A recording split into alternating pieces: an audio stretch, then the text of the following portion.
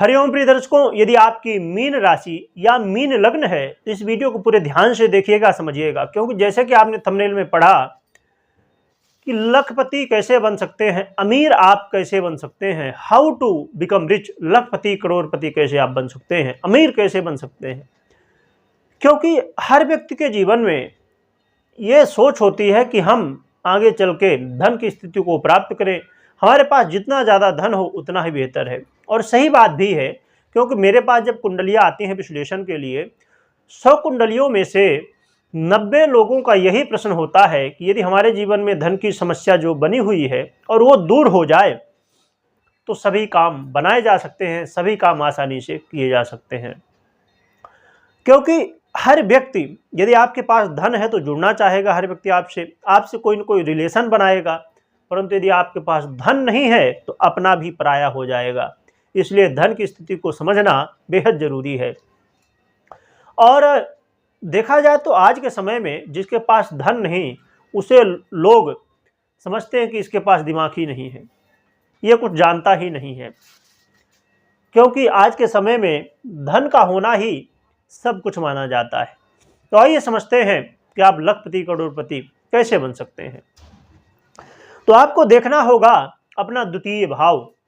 तो द्वितीय भाव में यदि आपकी मीन राशि है या मीन लग्न है, तो सबसे पहले हम लग्न के हिसाब से समझ लेते हैं और फिर राशि के हिसाब से, तो दोनों के हिसाब से आप समझ सकेंगे। यदि आपकी मीन लग्न है तो आपके प्रथम भाव में मीन लग्न है, राशि है अर्थात, और द्वितीय भाव में मेष, तो इसके अधिपति होते हैं मंगल। तो मंगल की स्थिति को देखना होगा कि मंगल षडबल से मजबूत हों, मंगल अंश बल से मजबूत हों, या उच्च के हों, या अपनी मूल त्रिकोण राशि में हों, या मित्र राशि में हों, ये शुभ ग्रह से दृष्ट हों, या ये शुभ कर्तरी योग में हों, तो ये आपको अच्छे रिजल्ट देंगे। धन यदि आपके पास आ रहा है तो वो टिकेगा।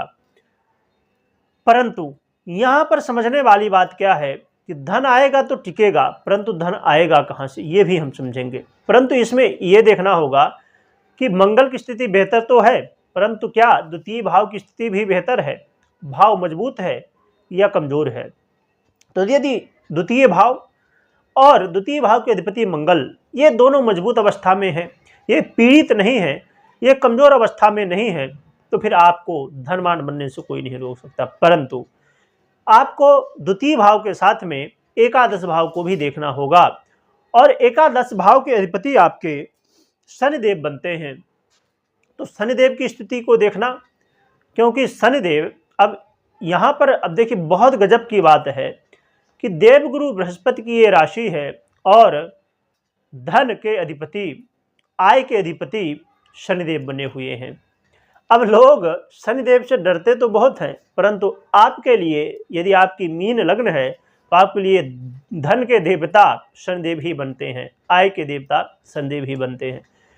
तो आय भाव को अर्थात 11वां भाव को समझना कि ये मजबूत है कि नहीं, और शनिदेव की स्थिति जैसे मैंने अभी मंगल को बताया कि वो उच्च के हों, नीच के ना हों, वो अंश बल से मजबूत हों, कमज़ोर ना हों, ऐसी सभी तरह की स्थितियाँ, और अपनी दशाओं को भी देखना समझना।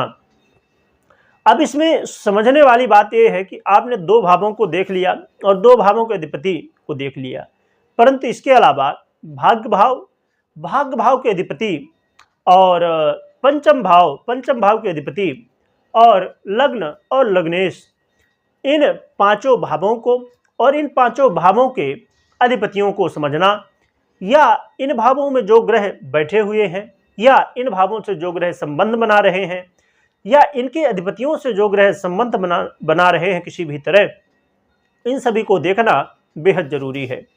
तभी आप समझ पाएंगे कि आप लखपति करोड़पति बन सकते हैं। यदि ये 5 भाव और अधिपति ये मजबूत हैं तो आपको लखपति करोड़पति बनने से कोई रोक नहीं सकता। और यदि आप लखपति करोड़पति हैं तो इससे भी बेहतर धन की स्थिति आप जरूर प्राप्त कर सकते हैं। अब इसमें और समझने वाली बात क्या है कि राशि, यदि आपकी मीन राशि है तो बस आपको चेंज इतना ही होने वाला है कि जैसे ये 5 भाव जो मैंने बताए, इन भावों को आपको देखना होगा, और यहाँ पर जो राशि होगी, राशि चेंज हो सकती है। तो राशि को आपको देखना होगा कि इन भावों में कौन सी राशि है, इसके अधिपति कौन से हैं और इनकी क्या स्थिति है।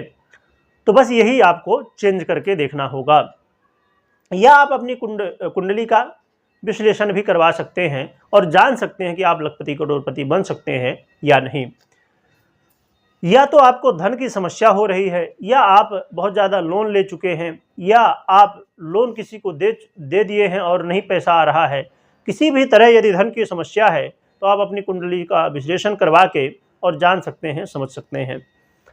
और प्रिय दर्शकों, अब हम बात कर लेते हैं उपाय की। तो उपाय की बात करें तो भगवान नारायण और माता लक्ष्मी की आराधना यदि आप करते हैं, भगवान नारायण और माता लक्ष्मी के मंत्रों का जप करते हैं, स्तोत्रों का पाठ करते हैं और भगवान विष्णु का तुलसी अर्चन करते हैं, माता लक्ष्मी को लक्ष्मी कमल से अर्चन कर सकते हैं, इससे धन की स्थिति मजबूत होगी, बेहतर होगी। और हवन भी कर सकते हैं कमल गट्टे से, घी से, श्री सूक्तम से हवन कर सकते हैं, पाठ भी कर सकते हैं। और माता लक्ष्मी का एक बड़ा ही दिव्य मंत्र है ओम श्री महालक्ष्मी नमः, इसका भी आप जप कर सकते हैं। तो प्रिय दर्शकों, ये उपाय करें और भगवान नारायण की आराधना करने से आपके जीवन में बहुत कुछ बदलाव होने वाला है, क्योंकि देवगुरु बृहस्पति अर्थात आपके लग्नेश ये बेहद, या आपके राशिश बेहद महत्वपूर्ण है कि इनकी स्थिति मजबूत हो। तो भगवान नारायण की आराधना करने से देवगुरु बृहस्पति मजबूत होते हैं, और देवगुरु बृहस्पति यदि मजबूत हुए तो सब कुछ बेहतर होने वाला है। और प्रिय दर्शकों, कमेंट में आपको जय माँ लक्ष्मी लिखना है, क्योंकि लिखने के साथ आपको स्मरण भी करना है। यदि आप एक बार लिख रहे हैं तो 10, 50, 100 बार और भी जितना ज़्यादा आप स्मरण कर सकते हैं तो करें, जिससे माता की कृपा आपको प्राप्त हो सके और आप धनवान लखपति करोड़पति बन सके। और इस वीडियो को शेयर उनके साथ करना है जिनका आप हित चाहते हैं, या आप अपनी प्रोफाइल में अपने व्हाट्सएप में लोगों को शेयर कर सकते हैं और उनकी हेल्प कर सकते हैं धनवान बनने के लिए।